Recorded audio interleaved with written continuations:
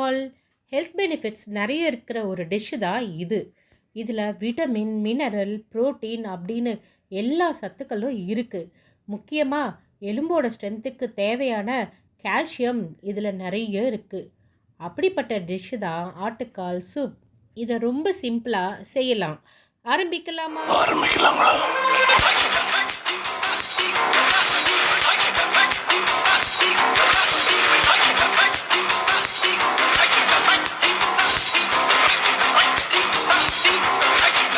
செய்ய என்னென்ன தேவையோ அதெல்லாம் எடுத்து வச்சுருக்கேன். ஒன்றொன்னா பார்க்கலாம்.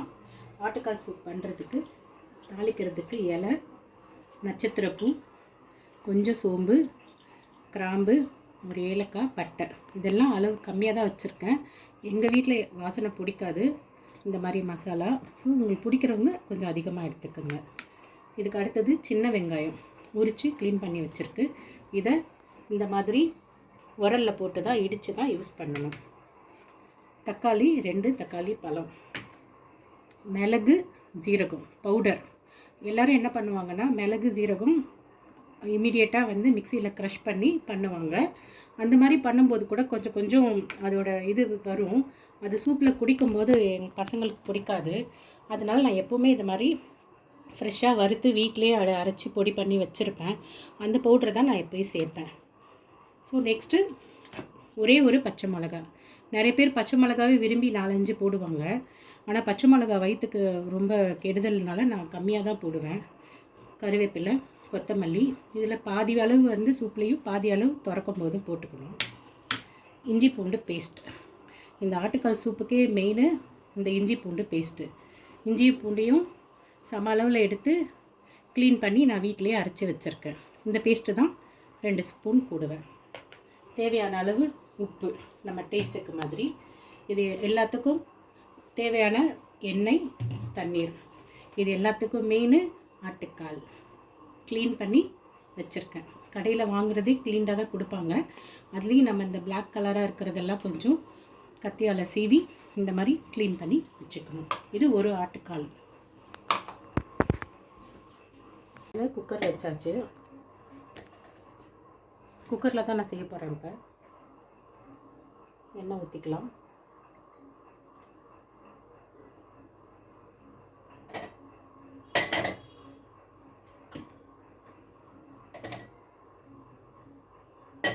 நம்ம எண்ணெயில் நல்லெண்ணெய் சேர்த்துக்கிறது ரொம்ப நல்லது.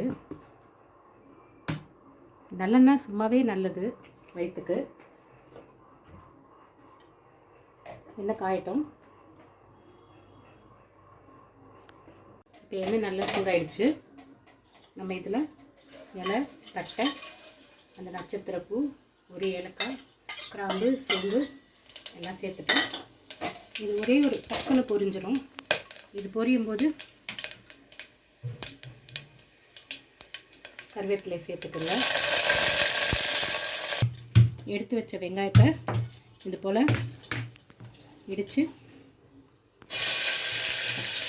ஏன்னா இந்த சின்ன வெங்காயத்தில் இருக்கிற ஃபுல் மெடிசன் பவரும் நம்ம இது மாதிரி இடித்து சேர்க்கும்போது சூப்பில் இறங்கிடும். ஸோ நமக்கு ஃபுல் ஸ்ட்ரென்த்தும் இதோட ஃபுல் எனர்ஜியும் நம்மளுக்கு கிடைக்கும்.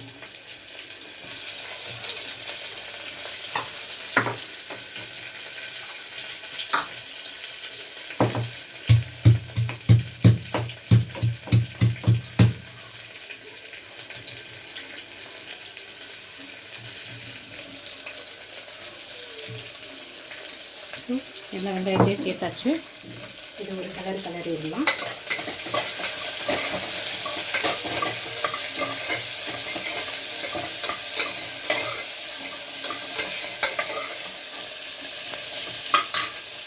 இப்போ இஞ்சி பூண்டு பேஸ்ட்டு 2 ஸ்பூன் ஃபுல்லாக போட்டுட்டு இதையும் அரைக்கிறேங்க.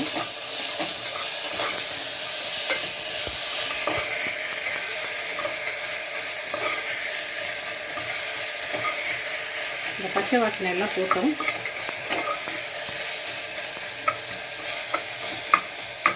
அப்போல்லாம் வந்து ஆட்டுக்கால்னாலே வாங்கி முதல் நாளே நைட்டே வாங்கி அதை ஒரு கழுவி க்ளீன் பண்ணி மஞ்சத்தூள் உப்புலாம் போட்டு ஒரு விறகடுப்பில் போட்டு வேக வச்சுருவாங்க.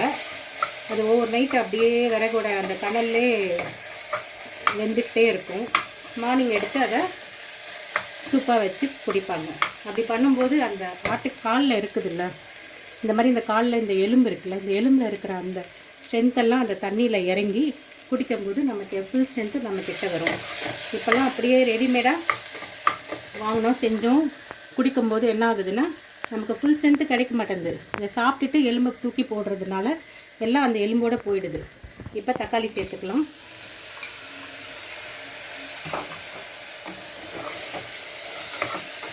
அது கொஞ்சம் அடி பிடிச்ச மாதிரி தெரியும். தக்காளியை போட்டு கிளறும்போது தக்காளியில் இருக்க அந்த ஜூஸ்னால் எல்லாம் அப்படியே வந்துடும். நான் இதுக்கு சைட் பை ஒரு பாத்திரத்தில் தண்ணி கொதிக்க வச்சுருக்கேன். எதுக்குன்னா இதெல்லாம் நம்ம இன்னும் சூடு பண்ணிவிட்டு அடுப்பில் ஆட்டுக்கால் போட்டு எல்லாம் சூடு பண்ணிட்ட பிறகு பச்சை தண்ணி அப்படியே வெறும் தண்ணி ஊற்றினோன்னா அது திருப்பியும் ஜில் போயிடும், ஆறிடும், சூடெல்லாம் ஆறிடும். அதனால நம்ம இந்த மாதிரி சுடு தண்ணி ஊற்றும்போது குக்கிங் ஃபாஸ்ட்டாக நமக்கு கிடைக்கும். அதுக்காக தான் இந்த மாதிரி கொதிக்க வச்சுருக்கேன். இந்த மாதிரி தக்காளியும் வெங்காயமும் வதங்கிறதுக்கு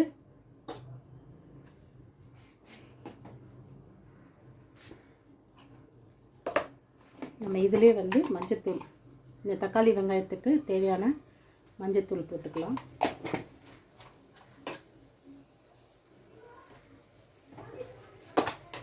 மேக்ஸிமம் கல் உப்பு யூஸ் பண்ணுறது ரொம்ப நல்லது.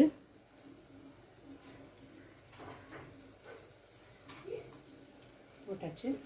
தண்ணி கொதிச்சிருச்சு. ஆஃப் பண்ணி வச்சுருக்கேன்.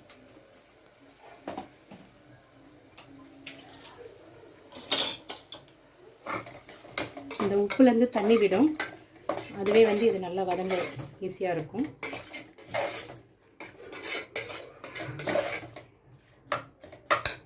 அந்த ஒரு பச்சை மிளகா அதை ரெண்டாக உடச்சி சேர்த்துக்கோங்க.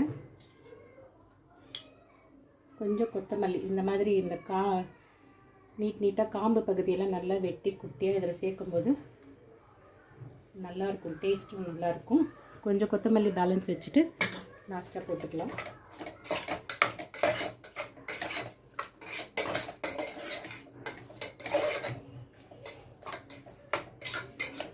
நிறைய டைம் வந்து சூப்புனா வதக்காமல் அப்படியே கூட வைப்பாங்க. நம்ம இப்போ சொன்ன எல்லா பொருளையும் அப்படியே குக்கரில் போட்டு ஆட்டுக்காலும் போட்டு தண்ணி ஊற்றி காரம் போட்டு மூடிட்டு கூட எடுத்து குடிக்கலாம். அது ஒரு டைப்பு. இப்போ இன்றைக்கி நான் வதக்கி செய்கிறேன். இது ஒரு டேஸ்ட் நல்லாயிருக்கும். டைம் இருக்கிறதுனால இந்த மாதிரி செய்கிறேன், இல்லைன்னா அந்த மாதிரியும் செய்யலாம். இப்போ ஆட்டுக்கால் போட்டுக்கலாம்.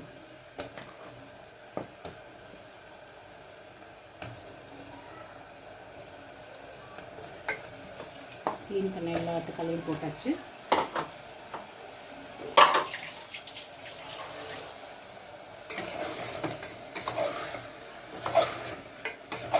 ஆட்டுக்காலை நல்லா ஒரு பெரட்டியாச்சு. இப்போ இந்த சூப்புக்கு நம்ம இந்த சூப் எதுக்கு குடிக்கிறோம், காரணம் வந்து இந்த எலும்பில் இருக்க சத்தெல்லாம் நல்லா ஜூஸாக இறங்கி அதை நம்ம குடிக்கும்போது நம்மளுக்கு ஸ்ட்ரென்த்து வரணும். அதுதான் நம்மளோட பர்பஸ். அதனால் இதில் வந்து நிறைய காரம், நிறைய அது இதுன்னு எல்லா ஸ்பைஸு இதெல்லாம் சேர்க்காம மீடியமாக குடித்தாலே போதும். இன்னும் வெறும் அந்த ஆட்டுக்காலை வேக வச்சு அந்த தண்ணியை நம்மளுக்கு குடிக்க பிடிக்காது. அந்த காரணத்துக்காக தான் இதெல்லாம் சேர்த்து குடிக்கிறோம். இப்போ மிளகு ஜீரகம் பவுடர், இந்த ரெண்டுமே வந்து உடம்புக்கு ரொம்ப நல்லது, மெடிசன் குணம் உள்ளது.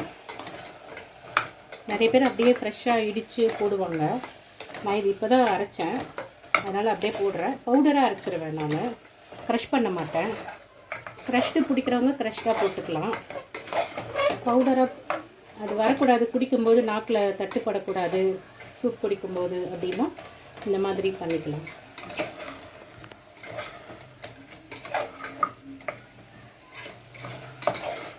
எல்லா இன்க்ரீடியன்ட்டும் சேர்த்தாச்சு. இப்போ ஆட்டுக்கால் வதங்குது. இப்போ இதில் தேவையான அளவு வதங்கினோன்னு தண்ணி ஊற்றணும். இப்போ இதில் நிறைய பேர் சேர்க்க மாட்டாங்க, ஆனால் இந்த டேஸ்ட் பிடிக்கும்னால நான் தனி மிளகாத்தூள், அதாவது தனி மிளகாத்தூள் இல்லை, மிளகா, தனியா, ஜீரகம், சோம்பு அதில் என்னென்ன சேர்க்கணுமோ எல்லாம் சேர்த்து வீட்டில் அரைச்சி வச்ச பவுடர். இதுதான் எல்லா குழம்புக்கும் யூஸ் பண்ணுவேன். இதுலேருந்து சும்மா ஒரு அரை ஸ்பூன் நான் இதில் போடுவேன். அப்போ தான் அதோட டேஸ்ட் நல்லாயிருக்கும். இது மாதிரி லைட்டாக போட்டுக்கிட்டா உங்களுக்கு டேஸ்ட் நல்லாயிருக்கும்.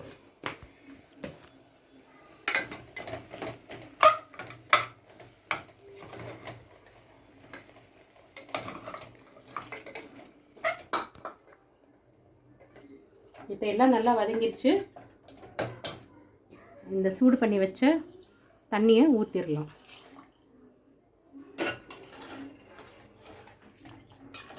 நம்ம ஆள் எத்தனை பேர் இருக்காங்க அதுக்கேற்ற மாதிரியும் இந்த தண்ணி இருக்கணும். ரொம்ப தண்ணி ஊற்றினாலும் டேஸ்ட் போயிடும்.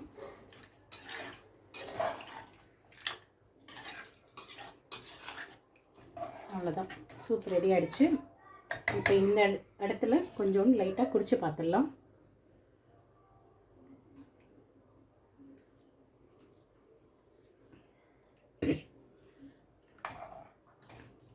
உப்பு கொஞ்சம் கம்மியாக இருக்குது.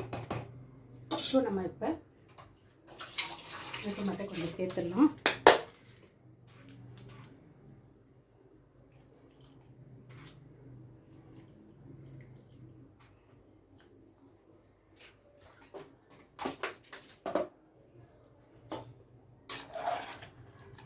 அவ்வளோதான், ஆட்டுக்கால் சூப்பு ரெடி பண்ணியாச்சு. இப்போ இந்த குக்கரை நம்ம மூடி ஒரு 10 விசில் வர அளவுக்கு விடணும். ஃபஸ்ட்டு ஒரு 2-3 விசில் வந்த உடனே குக்கரை அடக்கி வச்சிடலாம். குக்கர் எப்போவுமே இது மாதிரி இதோட கைப்பிடி நம்ம சைடு வரா மாதிரியும் ஸ்ட்ரெயிட்டாக வச்சு தான் மூடணும். அப்படி தான் எனக்கு சொல்லி கொடுத்தாங்க. அதை நான் இப்போ வரைக்கும் ஃபாலோ பண்ணிகிட்ருக்கேன்.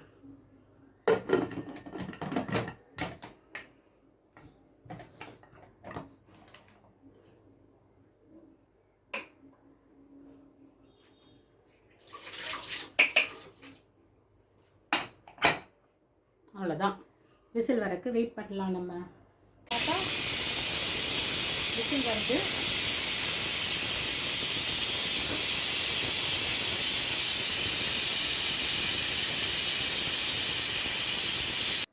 அஞ்சு விசில் வந்துருச்சு. இப்போ நம்ம அடுப்பை சிம் பண்ணிக்கலாம். திருப்பி இன்னும் ஒரு 5 விசில் வர வரைக்கும் வெயிட் பண்ணலாம். இப்போ பார்த்தீங்கன்னா ப்ரெஷர் போயிடுச்சு. குக்கர் திறந்துடலாம்.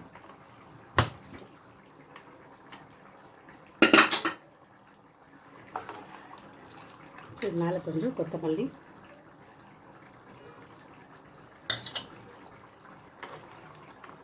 ஆட்டுக்கால் சூப் ரெடி.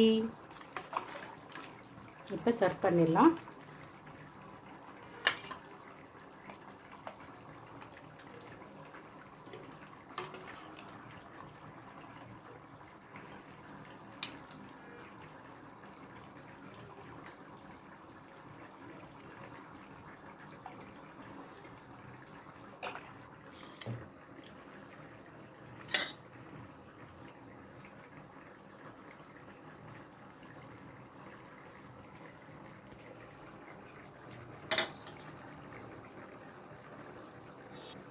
இப்போ சூப்பர் டேஸ்ட் பண்ணலாம்.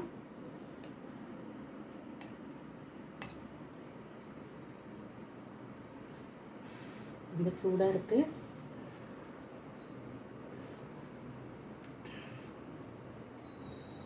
நல்லாயிருக்கு. இதே மாதிரி நீங்களும் வீட்டில் ட்ரை பண்ணி பாருங்கள். ரொம்ப ஹெல்த்தியானது. இது போல் இன்னொரு எனக்கு மனசுக்கு பிடிச்ச வீடியோவில் நான் உங்களை சந்திக்கிறேன். பாய்.